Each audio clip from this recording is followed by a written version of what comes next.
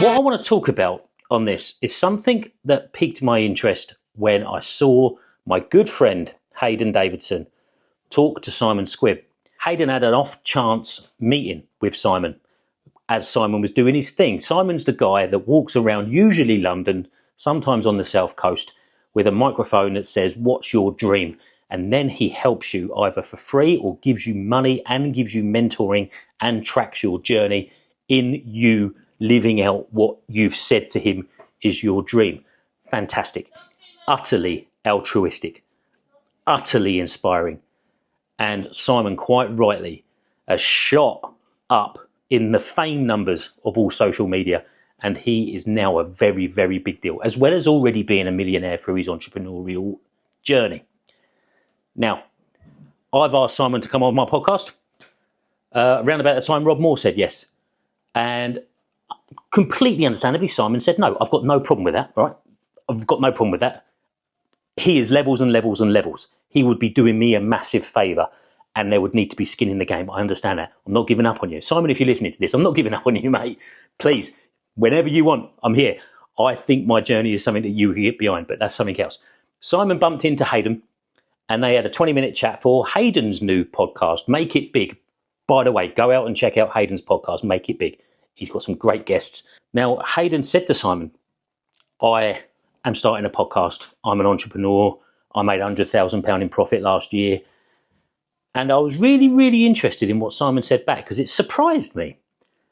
Now, over on Simon's YouTube, there is a 3-hour video on how to start your business. And Simon lays out everything that he says you would ever need to start a business. If you haven't seen that, it is outstanding. It's amazing. And if anyone is an entrepreneur who hasn't looked at that, I implore you, go and look at that before you do anything else. It's unbelievable. But what Simon said to Hayden is when Hayden said he wants to start a podcast, Simon said podcasts are overdone. Commercialization of podcasts is tough. Hayden replies, yeah, but there's still room for the best, right? And Simon agrees with that, but says no, because the costs are an absolute fortune to do it right and compete now properly. And I looked at that and thought, what? No, what? I'm here in my kitchen, competing, charting every single week. As of today, I'm number 40 in the charts. I've peaked at number 11. And I did that in less than a year and a half. It just staggered me. It just staggered me that I am truly doing the things that Simon purports to do, right? I'm the guy, I help people for free. This podcast is entirely free. I share my journey as someone who's only 2 years ahead of you, who worked full time, who started with just £200 while being a dad of 4 and a family man, working as hard as he could in his spare time at the weekends and his days off, turning £200 into a 6-income stream e-commerce business, enabling my wife to leave her job, enabling me to leave my job, educating you as I went for free on the things I've noticed on my entrepreneurial journey, which included my mindset challenges, my physical challenges, the practicalities of sacrificing the time that I've given away, time that I've missed with my children, football matches that I've missed, time that I've missed with my family, me and my wife passing ships in the night, until we got to this place where we are now full-time entrepreneurs, spending every waking hour with each other, living the dream that we wanted to live. We're not there yet, but we're certainly closer. And through that message, I gained so many more income streams, 150,000 followers over the various platforms. I've launched 2 products, both of which were 5-figure launches. And I did it all off the back of the value I was giving away for free. So now to hear that man say, no, you need to throw money at a podcast to compete, respectfully, I disagree entirely. And here I am showing you why I disagree. It just surprised me. The costs do not have to be a fortune. I started with my iPod, with my headphones and a cantilever microphone. And I interviewed my business partner at the time. I then interviewed people that were in my community on Facebook for no money, one of which had developed a software in the Amazon space. And I said, you know what? You can be my sponsor, because it gave me kudos. For free. Didn't cost me any money whatsoever. And then people that were part of my Amazon mentoring program, I said to them, do you want to come on and be interviewed? So for the first 6 weeks or so, I just gained traction. And because I had this community that I built up through value for free, without giving any money away, the following that I had built, who were loyal to me, they listened to my podcast, and it got the ball rolling. All of a sudden, I started charting, and I promoted that. I put it all over my Instagram. I haven't laid out any money yet, not a penny. I'm sitting in my kitchen, rolling it out, promoting it. And the next thing you know, I'm getting more successful Amazon sellers in my community. Can I come on your show? Yes. There's names that I recognize. I reach out to them. Do you want to come on my show? And then what happened was, with this podcast, is that I got them one-to-one mentoring with people that were levels and levels and levels above me. Thomas Parkinson said it the best. When you network, what you do is you speak to successful people and you just get the answers. Ironically, Simon's interview with Hayden, he goes on to say that. I agree with 99% of what he says. It's just this little bit I respectfully disagree with. So as I kept on promoting it, and as more and more successful people came through, the snowball effect had kicked in. And then at certain points, I thought, you know what, no more interviews. You can hear from me for now, and we do an Ask Me Everything. The episodes of me alone that actually chart better than the interviews. So before you knew it, I became a personality on here. I had built this unbelievable network through the power of this podcast, and then sponsorship had come through. Now, really, really importantly, Simon had said it took him 2 years to figure out, when he did do a podcast, that he couldn't commercialize it, so he learned how to commercialize it. What I have gained in my podcast, even though I've only got one sponsor, the doors that this podcast has opened in terms of my network and the business opportunities that have come out as a consequence of this are immeasurable.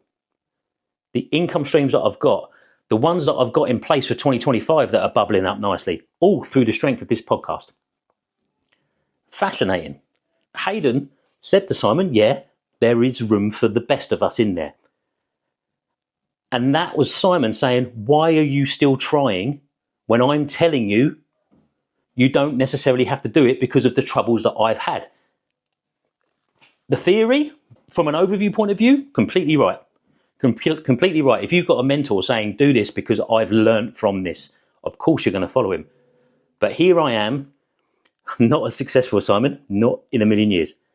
But here I am saying a podcast in the right ways, even without commercialization, has got benefits with no costs whatsoever to put you in a place far beyond your current status. And what he did say, Simon, is that not many podcasts make it past episode 3. And that's exactly right. And the mindset that he put in place is exactly right as well. You can put this thing in, you can put your heart and soul into it. Simon talks about putting costs in, but not even that. You can put the emotional baggage in, especially if you're nervous about putting yourself out there like this. And if no one's listening, it can really, really dishearten you. I know in my circle 4 people that have started a podcast and knocked it on the head within 6 weeks. It is the persistence that keeps you building. Fascinating, though. Because Simon went on to say, look, you're better off, he said this to Hayden, you're better off going out and giving people money in the streets. The money that you're saving and not doing the podcast is money you could give people into the streets and track their journeys, which is exactly what Simon does. And he says that himself. But then he also says is that he launched a podcast last week. So, and it's a kind of indicative of a lot of people in these higher positions that give advice, and they do it from the goodness of their heart. So I'm not insulting anybody when I say this, but it's certainly not my intent. But the advice can be confusing. Don't do a podcast because I don't think they're worth it. Oh, by the way, I've just done a podcast.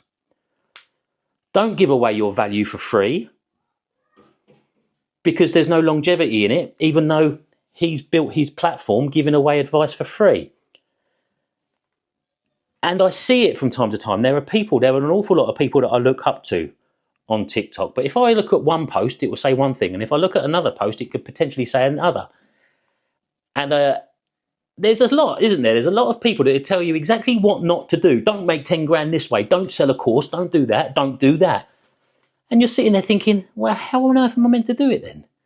Because you're watching these people who have achieved the things that you're aspiring to dream to, and you're trying to find out what things they did, but all they're telling you is what not to do.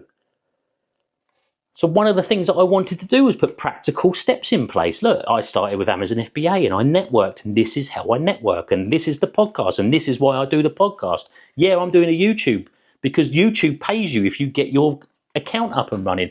I'm doing a Facebook group so I can give away value for free, but at the same point, that's a community that I know I can launch products in because I've got a base of customers there that's in line with my target audience.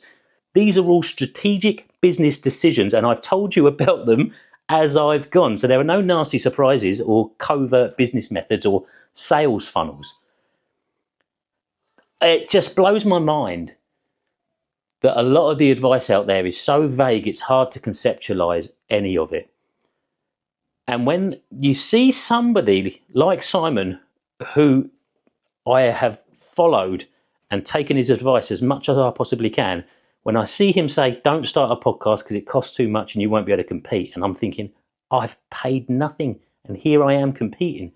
So here's me telling you, yes, you can. Yes, you can compete. No, you don't have to spend money because there are only 250,000 podcasts in the world. It's tiny and the reach is insane. So much so, I'm doing 2 episodes a week now rather than 1. And it still costs me nothing and I still earn very little. And the commercialization is a secondary factor when it comes to my objectives on this podcast. My first objective is to give value for free, boost my profile, get me into the room with people that I shouldn't be in the room with at my level, learn from them, coach from them, build opportunities from them, leverage relationships with them, and all the while helping everybody else that listens. Everybody wins. I keep saying it, the rising tide raises all ships. Let's raise that freaking tide and let's all win. That'll do. I'll see you next week. Do all of the things that I'm asking you to do. Subscribe, follow, comment, like, tell your friends, tell their friends, have a drink, do whatever you want to do. Take care. See you later. Ta-da.